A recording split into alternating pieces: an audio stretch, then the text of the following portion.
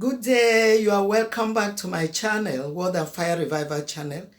In the last video, I said that today I will be going into the process of my going into the higher institution.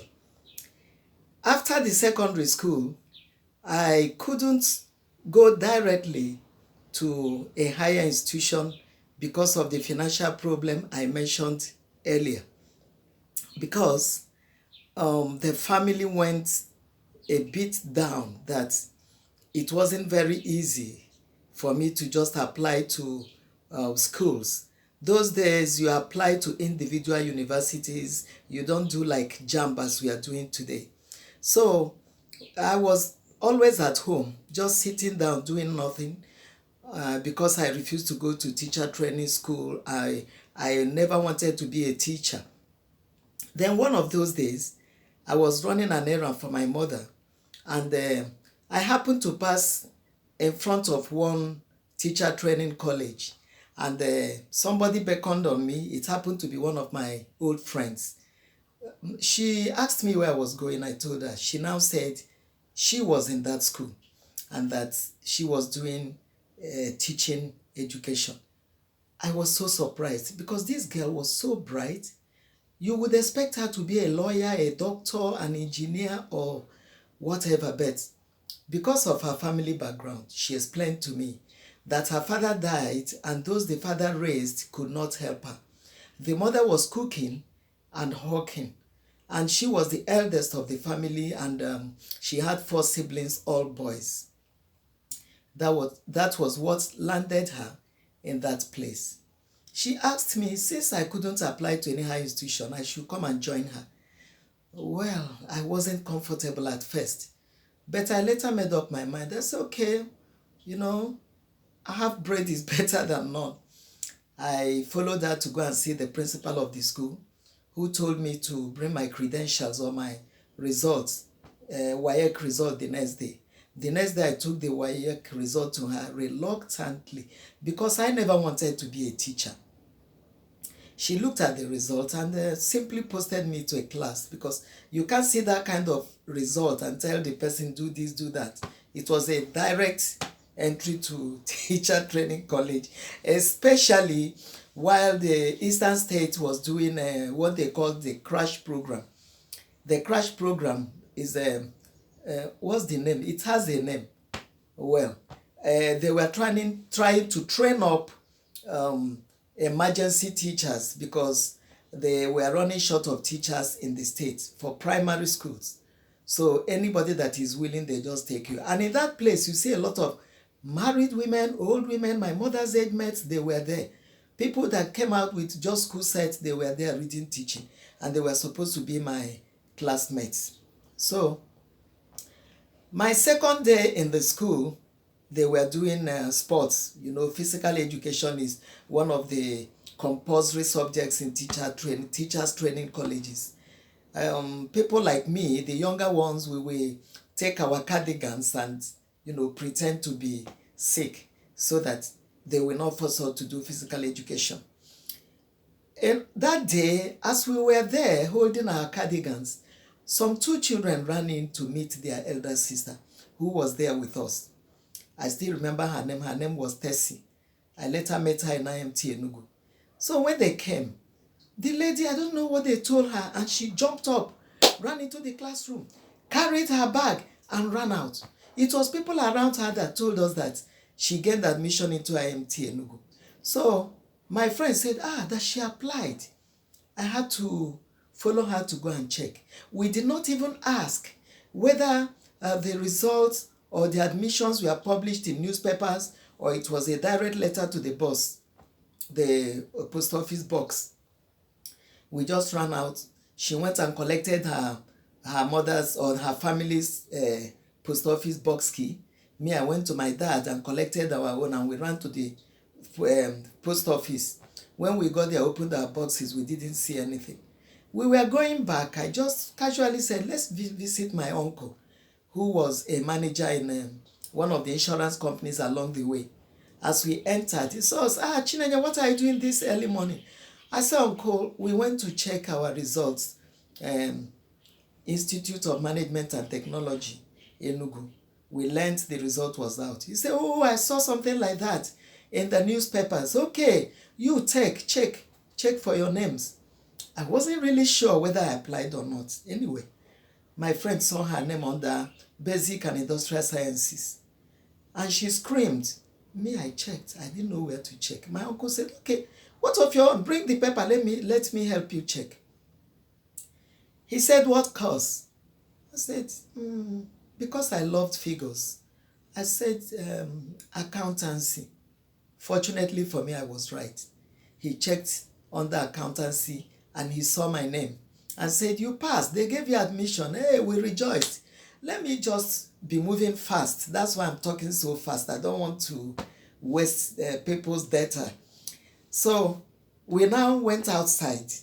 Halfway back to the school to go and see what next to do, my friend stopped and started crying. I said, what's that? She said, I'm rejoicing. Who will pay my school fees? It now dawned on me that I was in the same shoes with her. Who will pay for me? We held ourselves and started crying. After a while, we decided to go. I went to my father to drop the key, and I told my father, they gave me admission in IMT Enugu. He said, but you've started teaching, a teaching school. I said, no, I don't want to be a teacher. He started to, explain to me, teaching is very good for a woman. You will have time for your husband. You will have time for your wife, your children. You will have time for yourself. It's better you go and do teaching. And I knew the reason was because there was no school fees. Then I cried and went. My friend went to their house where the mother was wrapping fufu for sale, and she didn't talk to the mother. She just dropped the keys and greeted the mother, and we left. She said, if I tell her what can she do, I can only break her heart. Then we went back to the teaching school. When we got there, I just carried my bag and said, no way, no more teaching for me. I carried my bag and left. She was begging me. I said no. I went home and started my hunger strike all over again. I always sat at the balcony of our house upstairs there. I would sit there and be looking around, hunger strike, no eating. My mother came back and said, what's happening? I said, Mama, I gained admission into IMT Enugu and I want to go to read accountancy. She said, but my daughter, I don't have money. If I had money, I would pay. I said, Mama, I want to go to that school. I don't want to be a teacher. My father said I should go and marry. How old am I? I will not marry. I will stay. I will not marry. My mother begged and saw that the begging wouldn't do anything. She now went out and started borrowing money, begging for money to loan. Anywhere she goes, no way. Some advise her, then she's a girl, let her go and marry, don't stress yourself. Some of them said, if you can't afford it, why do you have to kill yourself? My mother said, okay, I will pawn my gold, I will sell my wrappers. The rich woman that she wanted to pawn her gold with said she wants outside purchase. Eventually, my mother discounted her gold and sold her wrappers in order to send me to school. She gave me the money. I quickly ran to school. When I got there, they said, no, we can't register you because you have to pay a whole year, not just one term or one semester. I begged and begged, they refused. Eventually, I had to go back, dipped my hand in the school fees, and went back to Aba from Enugu. When I got there and told my mother, she started crying and said, my daughter, you can understand. Why can't you just, go back to the teacher training school? I said, I cannot go back. I didn't know it was divine arrangement because going to that school gave me a job that helped the family.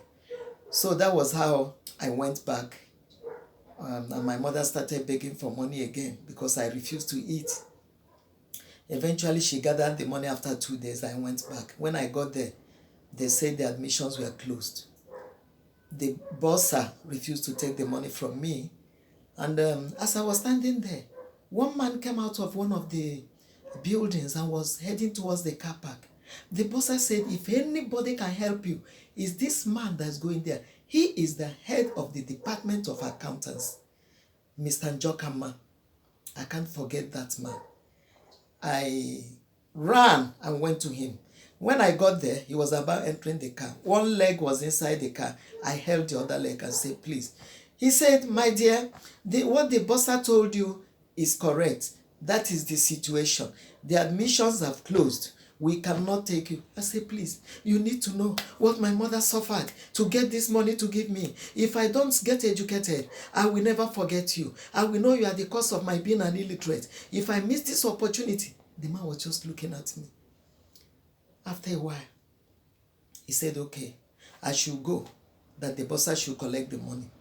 I didn't go. I stood there. I was looking at his face, his countenance. I will look at where the bursar was. I felt they would deceive me because that day was a Friday. If they didn't collect money from me, there was nowhere to stay in Enugu till Monday. So I stood there. The man now understood what was on my mind, and he now called the bursar and said, collect money from her. The bursar registered me, and I left. This is where I will stop today. In the next video, I will tell you how I went to IMT Enugu. It is a long story, and I'm telling this story to encourage others. When God has a purpose in your life, that purpose must come to pass. I was not a stubborn person, and I'm still not a stubborn person. I would not even want my mother to shed a drop of tears for me. But because it was a divine arrangement, I never cared. I continued what I was pursuing. And that was how I entered the IMT Enugu. Then in the next video, I will tell you about my life in Institute of Management and Technology, Enugu. May God bless you. See you in the next video. Meanwhile, I'm still your sister, Chinenye Grace Ndefo. God bless you. Bye.